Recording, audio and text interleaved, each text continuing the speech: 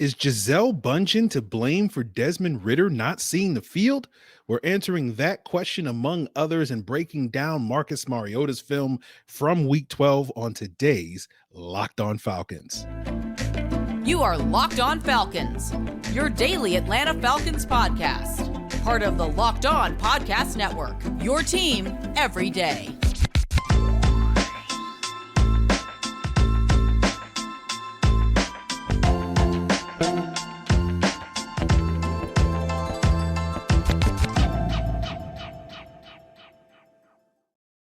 So, guys, you know me. I'm Aaron Freeman, been covering the Falcons for many years, formerly at FalcFans.com, RIP. Of course, I'm known as Sirius Black on these streets. I'm known as Mr. Drew. I'm also the illustrious host of this illustrious Locked On Falcons podcast, your daily Atlanta Falcons podcast, part of the Locked On Sports Atlanta podcast family, your team every day. And we thank you guys for making Locked On Falcons your first listen each and every day. Of course, it's free and available Monday through Friday on a variety of podcast platforms and on YouTube. Make sure you subscribe to Locked On Falcons on YouTube, and you will get the video version of the podcast the night before the audio drops. So today's episode is an all-22 review and Q&A where I'll be answering your listener questions, and we'll get into how Tom Brady's ex is ruining Desmond Ridder's career and the development. We'll get on into that later. But to sort of set up that conversation, we have to talk about Marcus Mariota and his performance in Week 12. And this stems from a listener question. These all-22 reviews are also Q&As and mailbags, whatever you want to call them, where you guys can submit questions. And of course, this comes from Connor R., who submitted his question via email to lockedonfalcons@mail.com. And he says, for the all-22 review, I was wondering if you thought Mariota actually played poorly or if it was just a good old school football game that was decided by a great defensive play.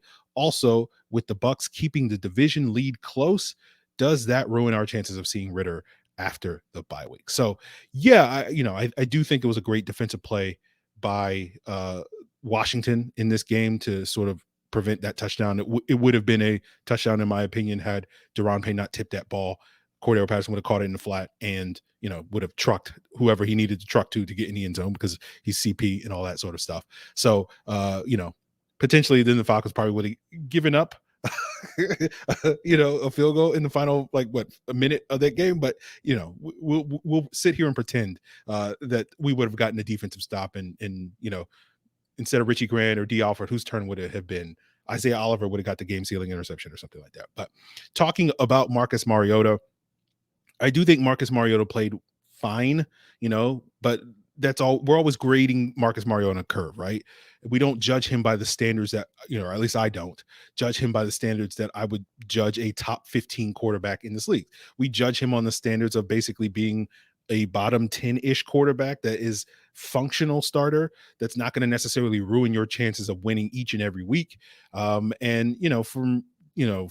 my perspective, despite my frequent criticism on this pod, I feel like he's performed at that level as a functional starter for pretty much most of the season outside of one or two games.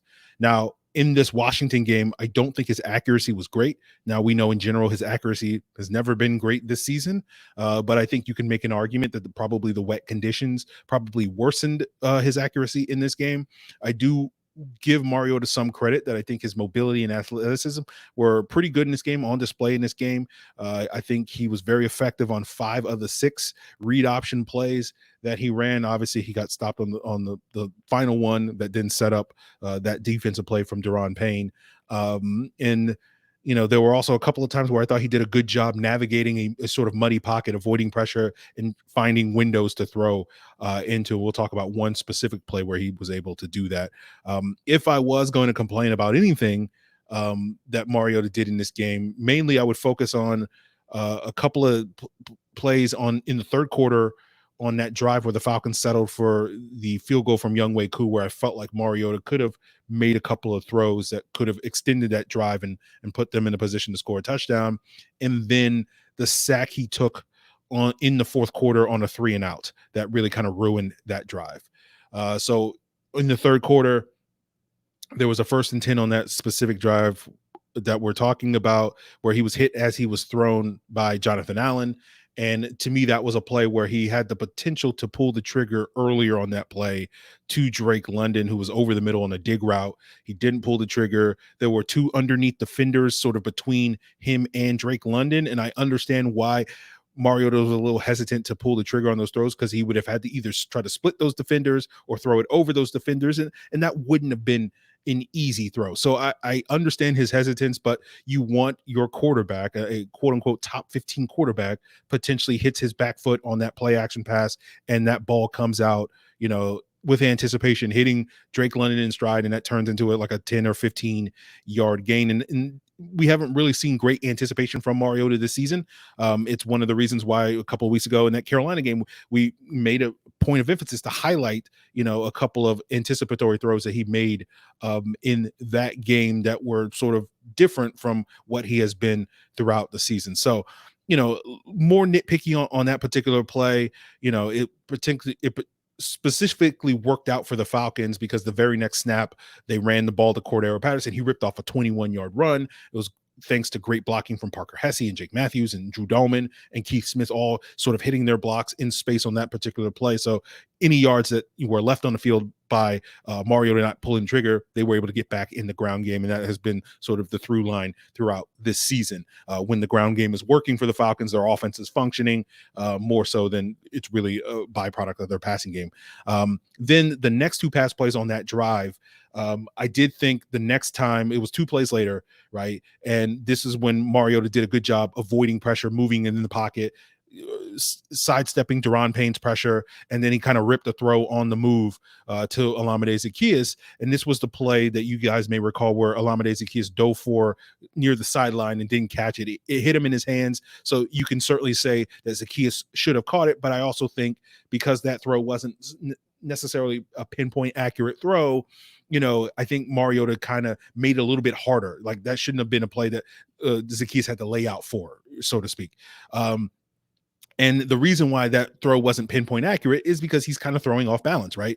He's moving, to his right and kind of throwing on the move. And if that was Patrick Mahomes, we would expect Patrick Mahomes to hit that throw every single time. And that's why Patrick Mahomes is Patrick Mahomes. It's not fair to judge Marcus Mariota by that standard. He's not that guy. He's never going to be that guy. So again, that particular play, while not ideal, it feels a little nitpicky. It's a little forgivable that Mariota didn't hit that throw. And he did give Zaccheaus an opportunity to catch that football. And so therefore Zaccheaus should have come down it. Then the very next play, I do think you have to be critical of Mariota on this situation. It's a 3rd and 6. Zaccheaus settles over the middle. He throws a laser high and behind him, right? And that's a play where Mariota's kind of climbing the pocket. He doesn't necessarily reset his feet. And so I think that leads to the inaccurate throw on his part. And that should be a throw that's right on the numbers to Zaccheaus so he can catches it in traffic, or that's a throw that should be low and in front of him rather than high and behind him, right? And then you get to that fourth quarter play where he's sacked by Montez Sweat. You could probably categorize that as a coverage sack, although there was a potential window for him to throw the ball to Zaccheaus. But I think he got a little flustered in the pocket, sees a flash of color in his face, then tries to sort of extend the play outside the pocket. He could have just kind of, it's a second down, by the way. He could have just kind of, a second and 12, I think. He could have just kind of tucked it, ran up the middle. There was a run lane up the middle when he decided to tuck it and run it, where he could have just gotten, 5-6 yards and put the team in a third and manageable situation. But instead of doing that, he tries to sort of break back outside the pocket because there's a flash of the Washington defenders. It's Casey Tuhill in that instance. And he tries to then run back to the outside, and Tuhill's kind of perfectly positioned to, keep him contained in the pocket. And so he holds on to the ball and then kind of runs around. And by that time, Montez Sweat has already disengaged from Caleb McGarry and chases him down and gets a sack. And that puts the Falcons in, they lose 9 yards. It's a 3rd and 21, which is basically in this offense, a 3rd and impossible. And so those are kind of the plays where I feel like Mariota could have done better. There's more to talk about on those specific plays, and we'll talk a little bit more about how that applies to the Falcons' playoff chances as we continue today's episode. But I'll put those plays up on Twitter. I'll link to them in the description below, so you can sort of judge for yourself what I'm thinking on those plays. If you agree or disagree on that, and leave a comment to let me know if you disagree or agree. But we will have more to say about Marcus Mariota. We'll answer the second part of your question, Connor, talking about whether the Bucs sucking is the number one reason why Desmond Ridder isn't playing currently. And we all know that the Bucs are sucking because of Gisele Bundchen, and we'll get into that as we continue today's episode, guys. But first, I want to tell you about our sponsor, Turo, which is the world's largest car sharing marketplace. Turo, you can book any car you want, wherever you want, from a community of local hosts. You can browse a huge selection of vehicles for just about any occasion or budget across the US, Canada, and now in Australia. You can book a spacious SUV or minivan for that family road trip. You can get a classic or luxury car for that special event or holiday. You can find an affordable economy car that, if you're on a budget and you just kind of need to get from A to B, or you can drive that luxurious electric vehicle that you've had your eye on. Many Turo hosts can deliver the car right to you. Every trip is backed by liability insurance. Terms, conditions, and exclusions apply. Ditch the boring rental cars and find your drive at Turo.com. That's Turo.com. And this episode is also brought to you by Audible. Audible is releasing a new slate of football podcasts that we're sure you're going to love. You can check out the Block Forever podcast, a brand new podcast from former NFL All-Pro Ryan Khalil and Audible. I remember Ryan Khalil when he was playing for the Carolina Panthers and nailing Curtis Lofton on those second level blocks back in the day. And now he's taking the football conversation to the second level, to that next level. You can get the inside scoop into the game through the eyes of some of the greats. Ryan's going to sit down with former players, former coaches, all pros across the league to get the real scoop on what happens on the field and behind the scenes inside the locker room, during the team meetings, and even back at the hotel. New episodes of Block Forever will be released every week ahead of the Thursday night football game. It's available for free on Audible or wherever you get your podcasts. Audible, get in the game. So, guys, I want to thank you for making Locked On Falcons your first listen. And, of course, for your second listen, check out Locked On Sports Today. Go beyond the scoreboard and behind the scenes with the local experts that only Locked On can provide by subscribing to Locked On Sports Today on YouTube or wherever you get your podcasts. So, continuing the conversation about Mariota's performance in this game, right? Looking at those four plays, a lot of other people would look at those four plays and say, oh, this is why Mariota deserves to be benched. But I look at those four plays where, we're critical of Mariota, and I feel like that sort of assessment is being very disingenuous. I think the first two plays that we talked about, while myself and being critical of him, I don't think it's quite fair to really expect him to make those plays consistently, given going back to the point earlier where we talked about him not being that sort of top 15 quarterback. I would expect a top 15 quarterback to make those throws. The last two, though, I do think is him not making those plays is why he's a quote unquote bottom 10 quarterback, right? And, when it comes to Desmond Ridder, it's not because I think, oh, man, Desmond Ridder, if you put him in the game, he's making all of those plays. No, he's probably not making all of those plays, right? But I do think we're on a timetable where there's no timetable where Marcus Mariota is making any of those plays, right? As many will point out, he is what he is at this point in time in his NFL career. But I do feel like with development, right, that's the key, that at some point, whether it's 2022, 2023, or 2024, maybe, and again, it's a maybe, but I'm hopeful and optimistic that Desmond Ridder could be more of that top 15 caliber quarterback that could be making those throws, could be making those plays more often than not, right? And, I think that's a guy, when I'm talking about top 15 quarterback, that's a guy that I think is legitimately going to keep you in playoff contention every year. Now, of course, everybody's sitting here going like, well, the Falcons are currently in playoff contention, Aaron. Isn't that good enough for Marcus Mariota? Well, it's like the Falcons aren't really a playoff team, right? They're only a playoff team because basically the NFC is terrible, and especially the NFC South is terrible, right? You look at Football Outsiders DVOA rankings, right? The Falcons are 20th overall in their DVOA rankings. They're 13th on offense, primarily due to, I think a top 8 rushing attack, and they're 30th on defense, right? Now, typically, there is a team like that every year. I think Baltimore was kind of similar team, like 19th in DVOA, high level offense, low level defense. They were like an 8-win team last year. The Raiders the year prior were a very similar team, sort of top 10 offense, bottom 5 defense. And again, we're like an 8-8 team the previous year. And so like, that's kind of where the Falcons are. They're a team that would probably be a 7 or 8 win team almost any single year. And that's probably not a team that's making the playoffs in most years. Maybe they can push for a wild card spot, but they're probably going to be on the outside looking in most years. And Lord knows you don't expect that type of team to actually win their division. And that's kind of where the Falcons are in a potential position where they are potentially going to win their division, right? And now you look at those Football Outsiders DVOA rankings, you look at the top 14 teams, the teams that are quote unquote the 14 best teams that should be the sort of best playoff worthy teams. Only 5 of those top 14 teams, according to Football Outsiders DVOA rankings overall, are in the NFC. Right? You look at number 15 and 16, those are the 4-win Packers and the 4-win Lions. The 7-win Commanders are 17, the 7-win Giants are 21, and the 9-win Vikings are 22, right? Of the top 5 NFC teams, you got Philly, you got Dallas, who are like legitimately good teams with good records. And then you have the 49ers are 7th in DVOA, who the Falcons already beat. You have the Bucs, who are 10th, who most of us hope the Falcons will be able to beat in week 18. And then you have the Seahawks, who we already beat, who are 12, right? And so basically the NFC is full of like 2 good teams, Dallas and Philly, and then a whole bunch of teams that have bad records that should be better than their records indicate. Like Tampa Bay is a prime example of that. And then a whole bunch of teams that have good records but aren't really that good, like the Commanders, the Giants, and the Vikings, right?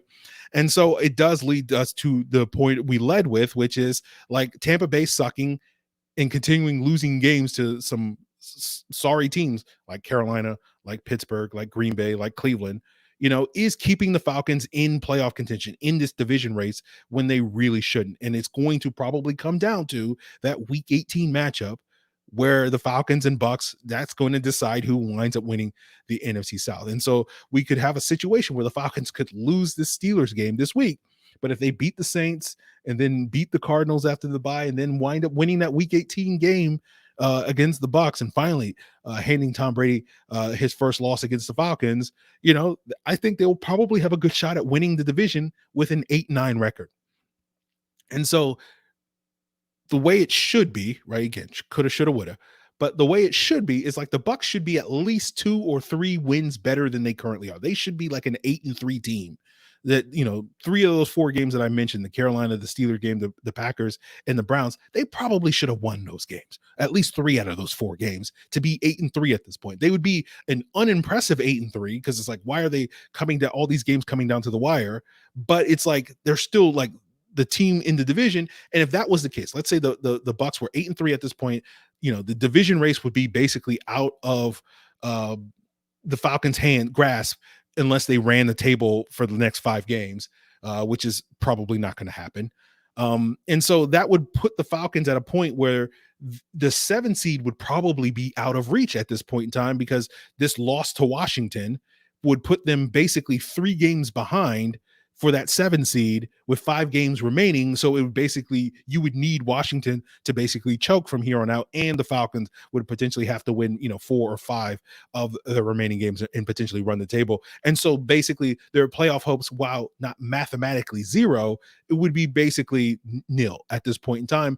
And we'd be having the conversation at least this week. It was like, well, I think it's time to start Desmond Ridder, right? And so essentially, yes, I think the number one reason why the Desmond Ridder is not going to play the rest of the season is because of the Bucs sucking, and the Bucs sucking is because of Gisele, right? Like, like Tom Brady going through whatever he's going through in his personal life is the reason why the Bucs, have this 27th ranked scoring offense in the league, which is unheard of for Tom Brady to be on an offense. I don't think he's ever been on an offense that was like lower than 13th in scoring offense. Again, don't quote me on that, but like I remember looking it up, a couple of years ago, where it's like every year, like they're like a top 5 offense throughout his entire time in New England, with a few exceptions, and Tampa Bay. So it's just like, yeah, man, like, the popular narrative has been like, oh, the reason why Arthur Smith isn't playing Desmond Ridder is because there's something going on. He's not performing in practice or whatever. That's the excuse to be. No, it's Gisele, guys. The reason why Arthur Smith hasn't turned to Desmond Ridder at this point in season is because the Falcons are still in playoff contention, and it's not because Marcus Mariota is playing great football. It's not because Desmond Ridder is a bad practice player. It's because of Gisele and the Bucs sucking is the only reason, is the number one reason why Desmond Ridder is not starting this weekend against the Steelers, and we're not getting our Kenny Pickett versus Desmond Ridder QB do for who's the true QB1 in the 2022 NFL draft class. That's it, guys. That's my story. I'm sticking to it. Please argue amongst yourselves in the comments, but it's the correct opinion, guys. So I'll leave it at that. That's the argument I'm going to make. That's what I'm sticking with. Our last question that is related to Mariota comes from Justin L. Shafee at JL Shafee on Twitter. He asks, is there any way Mariota's contract, when Mariota's contract was written, there was an addendum on being mathematically eliminated from the playoffs or similar to that? I am one of the few who doesn't even mind him playing. It's frustrating, but he has also made plays too. So it's a give and a take, but I really, really want to see what Ridder can do. So Justin, I have never heard of any such clause in a player's contract. So that would be new to me. I doubt there's such a clause in like, oh, you're the starting quarterback as long as the Falcons are in playoff contention. But again, the previous conversation tells me that, it's the Gisele clause. If there is a clause, that should be what it should be renamed as. So we will leave that conversation there, guys, and we will talk a little bit about how much progress we have seen from this team to be a competitive football team that is in playoff contention, right? And we'll also talk about Kyle Pitts' lack of progress, and we'll talk a lot about Ade Ogundeji and his performance after a very questionable game against Washington, and sort of what his role is moving forward here in Atlanta. And we'll get into that as we continue today's episode, guys. But first, I want to tell you about our sponsor, LinkedIn. We know that LinkedIn Jobs is here to make it easier for you to find the right people that you want to talk to faster and for free. You can create a free job post in minutes on LinkedIn Jobs to reach the world's largest professional market and network of over 800 million people. LinkedIn Jobs is going to help you spread the word that you're hiring, and it's going to give you simple tools like screening questions to make it easy for you to focus on the candidates with just the right skills and experience, so you can quickly prioritize who you want to hire and interview. It's why small businesses rate LinkedIn Jobs #1 in delivering quality hires versus leading competitors. LinkedIn Jobs is going to help you find the candidates you want to talk to faster. Did you know that every week nearly 40 million job seekers visit LinkedIn? Post your job for free at linkedin.com/LockedOnNFL. That's linkedin.com/LockedOnNFL to post your job for free. Terms and conditions apply. And guys, before we wrap up today's Q&A episode, I do want to let you know that if you're checking us out on Roku and Amazon Fire TV, you can check out this podcast as well as the other great local sports shows here on the Locked On Sports Atlanta podcast network. And you can do it 24/7 and for free by downloading the Locked On Sports Atlanta app today on Roku and Amazon Fire TV. So our next question comes from Clement. He asks, hey, Sirius Black, this comes from the Discord. Question for the mailbag. You said early September after the Saints loss that you did not expect much from this team, and that if the Falcons were good enough, scrappy team that can compete in the majority of games, you would be happy. So are you happy? Well, Clement, I am never happy, which is part of the reason why I'm in therapy. But, let's talk about happiness as it applies to a football team, right? Not happiness as it applies to the rest of my life, right? I would say I am content, right? I do like the fact that every single week, with the exception of the Bengals game, the Falcons have been in contention and I've felt like going into every single game, with a few exceptions, that they can win every single game. Even in the weeks where I'm predicting them to lose, I do feel like, well, it's going to be a close game. It'll come down to a possession in the fourth quarter. And if the Falcons make the plays, they'll win. If they don't make the plays, then they'll wind up losing. And I like the fact that we're at that point in this season. As you guys well know, I did not have high expectations for this team this season. They've exceeded those expectations.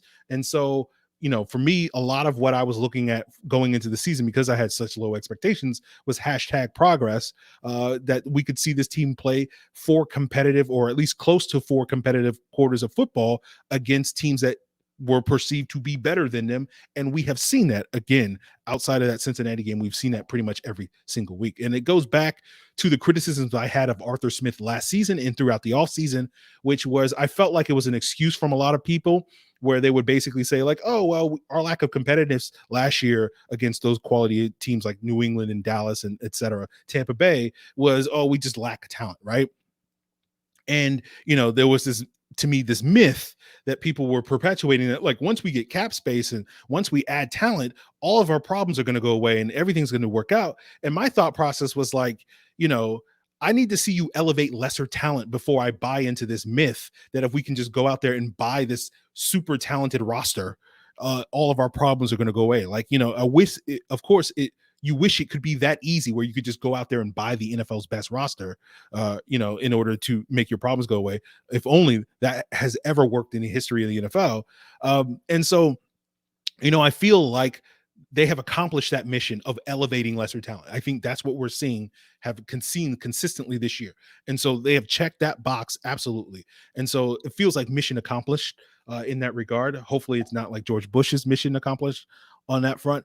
But like, to me, now the mission becomes, can you develop Desmond Ridder, right? Can you develop a young quarterback? And I think, I know this has been an unpopular opinion amongst Falcon fans. I do think Desmond Ridder is this team's best shot at doing that, in the near future, because I do not feel like they're going to find a better option than Desmond Ridder in the upcoming draft. And I don't also think, I'm not one of these, I'm sorry for my condescension when I say this, but one of these crazy people that thinks, Lamar Jackson's on the table, right? So I feel like it's really about, can they develop Desmond Ridder? And obviously, I was hoping we would see that development begin in 2022. Again, there's just still a slim possibility, that maybe we'll see that after the bye week. But we really need Tampa Bay. we really need Gisele to get back with Tom for that to happen. But like, it doesn't seem like that's immediately on the horizon. And obviously Arthur Smith feels like, that's a decision that he's basically going to punt to 2023. And, I've made peace with that. I'm not, I'm not in love with that decision, but look, what am I going to do? I'm just going to sit here on the podcast and complain. Like that's all I can do. Right. So I will say, to answer your question, Clement, I am content, but happy as an Atlanta Falcon fan. That's really an oxymoron. So our next question comes from AJ Evans via email. He asks, since Kyle Pitts' season is most likely over, and he sent this in last week, can we say Pitts improved in any area? I think you can say his blocking improved, much to the chagrin of fantasy owners everywhere. I don't think we can really say definitively that any other areas, particularly as a pass catcher, have improved. The ways that we wanted to see Kyle Pitts improve is in his contested catch ability and his route running. We did not see really any sort of tangible progress there, but I don't know if that's because of anything lacking in Kyle Pitts or anything lacking in his coaching staff. We just don't have the level of quarterback play that can really elevate and allow us to evaluate that. I'm sorry. So as they say, there's always next year. Our next question comes from the Discord. That's from Harry and Gary. He asks, hello, Aaron. Why is Ade on the field? He is terrible. We should see more of Arnold Ebiketie and D'Angelo Malone. Is he the worst edge in the league? No, I don't think he's the worst edge in the league. But obviously, from this Washington game, that final play where he, botched the punt block and ran into the kicker, the conclusion from a lot of people is, oh, Ade's terrible. He's the worst. And, one of the things I try to do on this podcast is elevate the conversation. And, this is the only place where you're going to get, actual analysis of special teams. Everybody else would just basically look at that play. He's terrible. There's nothing he could have done. And I think just simple coaching would have avoided that issue. And I'm sure Marquise Williams has already addressed it, but I look at that, why he ran into the punter. I think some of it is owed to the fact that Tress Way, the Commanders punter, is a little bit more offset than usual, right? It's not unusual for a punter to be sort of offset because you don't necessarily have to line up directly behind the long snapper. But usually you'll see a punter kind of line up one step to the left or one step to the right, depending on what foot he and it seemed like Tress Way was like 2 steps over. And so I think that kind of threw off Ade's aim point. That normally, if he had been 1 step, where he was supposed to be, Ade probably wouldn't have ran into his plant leg. And he would have probably just sort of crossed his face and potentially blocked the punt with his length or whatever. And I also don't think it helps that Tress Way is left-footed. So basically, being that offset and also lining up, on the opposite side made it so that Ade was basically running directly at his plant leg. And of course, that leads to the penalty. So I think that's a coaching issue that the Falcons can address and resolve. Now, I'm sure Harry and Gary, you're more focused on Ade's deficiencies on defense, leading to, bringing up Ebiketie and D'Angelo Malone. I understand that, right? And, the main reason why the Falcons put Ade on the field and play him as much as they do is because they like his ability in run defense. And unfortunately for him, he hasn't been great in run support this year. He hasn't been terrible, but he hasn't been great. He hasn't been significantly better than guys like Ebiketie or Malone, who've also been very inconsistent in their run support, in their ability to sort of set the edge. And I remember, I think it was after the Rams game, I did a show with Scott Kennedy, and we talked a little bit about Ade playing over some of these young guys. And I was basically like, yeah, Ade's on the field because he plays the run really well. And I remember sort of Scott hit back with like, oh, well, he's not even that good of a run defender. And like, I think the very next week was that week against the Seahawks where Ade sort of lost contain on a couple of those plays on that opening drive. And, it's basically been all downhill ever since. And then if you're not adding value as a run defender, you need to add value as a pass rusher, right? And unfortunately, that's something that Ade's not really doing. I did credit him with a hurry in this game, but those types of plays, those positive pass rushes have been few and far between. In week 9, I did give him a pressure, but it came via a stunt. In week 4, he had a hurry, but he was unblocked on that particular play. Now, in the first 2 games, I did credit him with 3 combined hurries in that game. So in my defense, Scott, if you're listening, at that time when I was on the show, he was fine then. It's been all downhill since then. You jinxed it, Scott, is what I'll say. But yeah, he just, basically all his production has come, sort of manufactured production, which is the stunts and the unblocked stuff, which, a true pass rusher is, generating pressure on his own by winning with moves and all that sort of stuff. So this kind of goes back to the conversation we had about Ade when we first drafted him. And I didn't really like Ade as an edge rusher, right? I wanted to kind of bulk him up and make him more of a situational interior pass rusher, kind of a very, very poor man's Michael Bennett. And I use Michael Bennett's name, not because I think he has that sort of talent level, but just because Michael Bennett is the most famous version of a player that sort of played on the edge on rundowns and then kicked inside on passing downs over the last decade.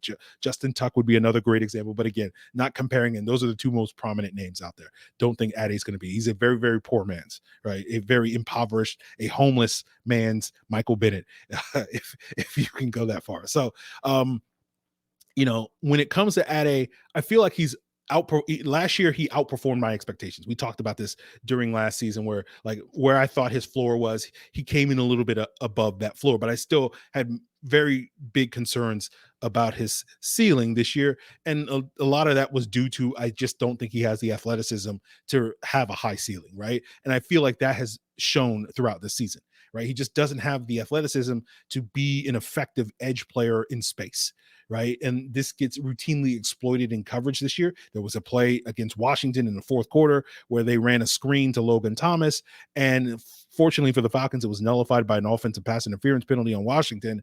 But that was a play where it was very clear that Ade could not keep up with Logan Thomas on that particular play and had no chance of covering him and defending him and even making the tackle after the catch in pursuit due to the fact that he just does not have that sort of speed, right? And so to me, I do think it would be better for him. You would see his athletic limitations show less if he was to sort of bulk up and be this 275-pound hand in the dirt 5 technique. I think that's a better use of his skill set that could kick inside, on 3rd downs, and he could use his length to sort of bully guards who tend to have shorter arms and whatnot. And that's a matchup advantage that he may wind up having there. And, a good example of what I foresee him being able to be was in that Seattle game where he did struggle, but there was a play in the 2nd quarter. I think we highlighted on the podcast back then was there was a play where he was able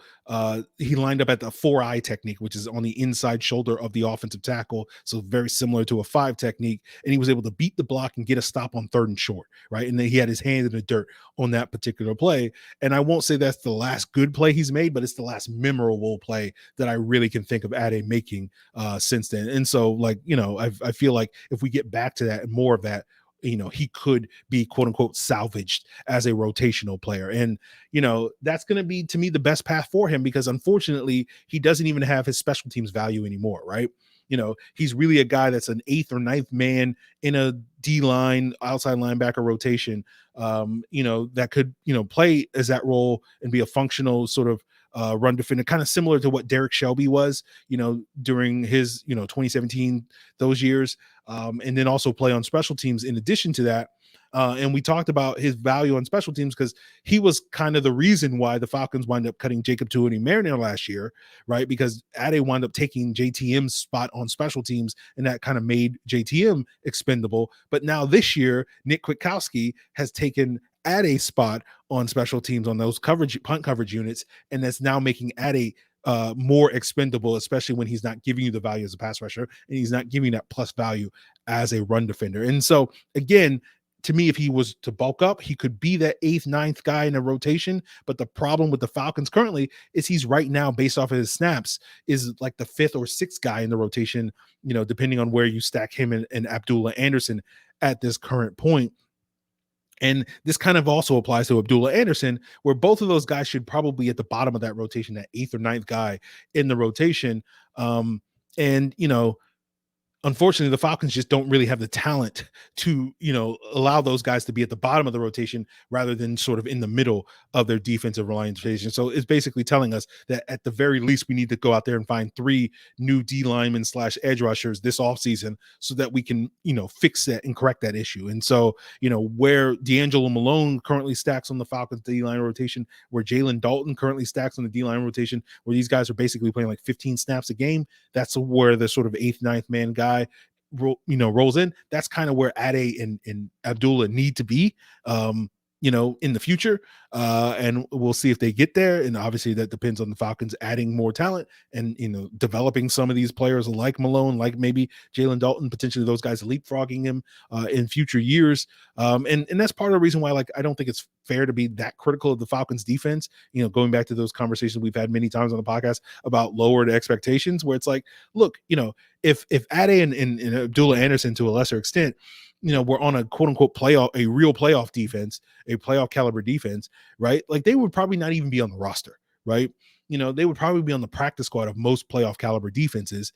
Instead, you know, here in Atlanta, because of their deficiency in talent, you know, they're playing like 30 plus snaps a game. And, you know, the fact that, you know, we're able to sort of tread water, if you can call what we're doing on defense treading water, you know, with this level, goes back to the conversation we had earlier about, you know, this coaching staff elevating the talent and getting the most out of this year's roster. And hopefully, you know, the fact that they are able to do that with quote unquote practice squad level talent, back end roster level talent, and, you know, getting a functional unit together, you know, I think tells us that, okay, now I can trust you that once we start adding real talent, you know, 1st, 2nd, 3rd round picks, you know, premium free agents, now we can actually see, you know, real development and real progress, you know, where next year we can be having the conversation potentially where it's like, oh, you know, it's week 12 and we're actually a playoff team, and it's not just, you know, because Gisele divorced Tom Brady. So that's it, guys. That's the end of the conversation. You know, Locked On Falcons is the only place where we're going to get special teams breakdown and talking about that and breaking that stuff down. So, of course, if you want to have your questions answered on future Q&As, of course, you can hit me up on the Discord at Locked On Falcons. You can send an email to lockedonfalcons@mail.com. You can hit me up on Twitter or Facebook at Locked On Falcons. And, of course, you can leave a comment here on the Locked On Falcons YouTube channel. And, of course, I'll link to the several plays that I discussed in the comments below and on Twitter. So guys, really appreciate you listening. Tomorrow, of course, is crossover Wednesday, where we'll be joined by Locked On Steelers, Chris Carter, to break down this week 13 matchup between Kenny Pickett and, unfortunately for some of us, not all of us, Marcus Mariota. So that will do it for us, guys. Really appreciate it. Till then.